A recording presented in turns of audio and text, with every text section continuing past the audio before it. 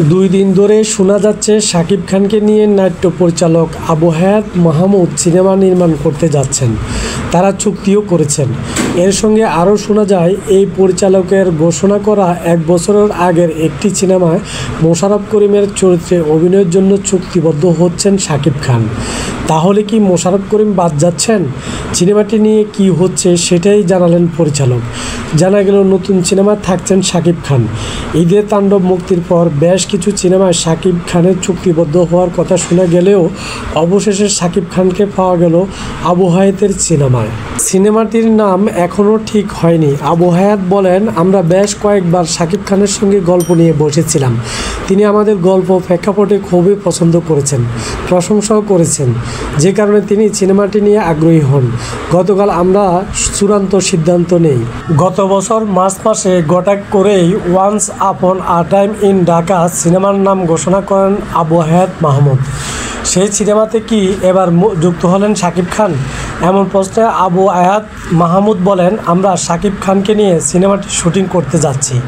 তার সঙ্গে আমাদের গতকাল বুধবার চুক্তি হয়েছে। আমরা সিনেমাটি নিয়ে এগোবো। এর সঙ্গে once upon a time in Dhaka নামের সিনেমায় কোনো সম্পর্ক নাই। নতুন গল্পের কোনো মিলও থাকবে না। ভিন্ন একটা প্রেক্ষাপটের গল্প নিয়ে সিনেমাটি তৈরি হবে। এই সিনেমাটি মুক্তি পাবে আগামী ঈদ উল ফিতরে। সেভাবে এখন সব কাজ এগিয়ে নিতে চান পরিচালক। জানা গেল প্রধান চরিত্র ছাড়া অন্য কোনো চরিত্রই এখনও চূড়ান্ত হয়নি। শুটিং কোথায় হবে সেগুলো ঠিক হয়নি।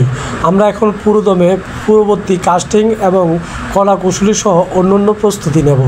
আমাদের হাতে খুব বেশি সময় নেই, কারণ আমরা প্রাথমিকভাবে সিদ্ধান্ত নিয়েছি আগামী অক্টোবরের দিকে শুটিংয়ে যাব।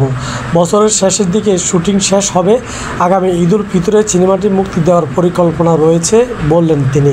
পরিচালক আবুল হায়াত মাহমুদ তাহলে কি তাণ্ডব সিনেমার রেকর্ড ভেঙে তাণ্ডবকে টপকে যেতে পারবে?